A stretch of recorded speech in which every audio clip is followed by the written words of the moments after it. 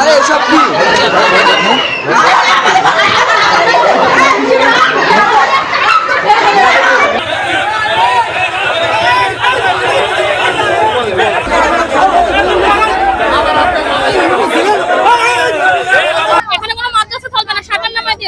আমি এমপির মেয়ে, আপনারা এখনো বেরোননি কেন? এখানে আসেন, পুলিশরা ধরে নিয়ে যান। আমার বাচ্চারা বিকেলে খেলা করতেছে, 3টা ছেলে আর একটা মেয়ে।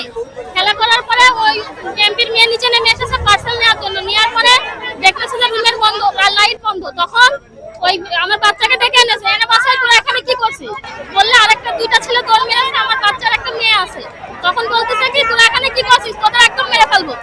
এবার হুস্তা ধস্তা করেছে আর চিল্লাছে, অনেক জোরে জোরে চিল্লাছে, ধরে মেরে ফেলবো, এখান থেকে বেরো, এখান থেকে বেরো। তাই বলে এবার ছবি তুলে রেখেছে। কথা তোর এই ছবিতে খারাপ ছবি, খারাপ কথা লিখবো, লিখাই ছবি ছেড়ে তো বাদ করে মেরে ফেলবো। এখানে কোনো মাদ্রাসা চলবে না, শাখার নামায় দিয়েছে।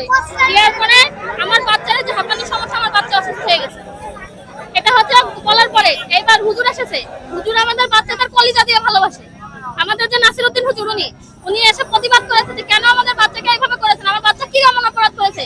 আপনি এসে আমার বাচ্চা, যদি আমার বাচ্চা আমার ভিতরে সিসি ক্যামেরা আছে, আপনি যদি এসে আমাকে বলতেন যে আমার বাচ্চা কিছু করেছে। AKS অর্জন করলো গিনেস ওয়ার্ল্ড রেকর্ডস। AKS সেই বিচার আমি করতাম। আপনি কেন আমার বাচ্চাকে হুমকি দিয়েছেন মেরে ফেলবেন, এটা সেটা বলার পরে আমার ছেলে রীতিমতো একেবারে অসুস্থ। তখন এবার ওরা কি করেছে, হুজুরকে মেরেছে, সাইকেল চলে ফেলাইতেছে। দেওয়ার পরে এবার একটা কাঠ তুলেছে, হুজুরকে মারবে। এবার হুজুর ঠেকাইছে, এবার বলেছে কি আমাকে মেরেছে। এবার থানায় ফোন দিয়েছে, ওনার আব্বু ছিল না, কালকে অন্য জায়গায় ছিল, এমপি অন্য জায়গায় ছিল, ওনার মেয়ে ফোন দিয়েছে, দিয়ে বলছে আমি এমপির মেয়ে, আপনারা এখনো বেরোননি কেন? এখানে আসেন, পুলিশরা ধরে নিয়ে যান।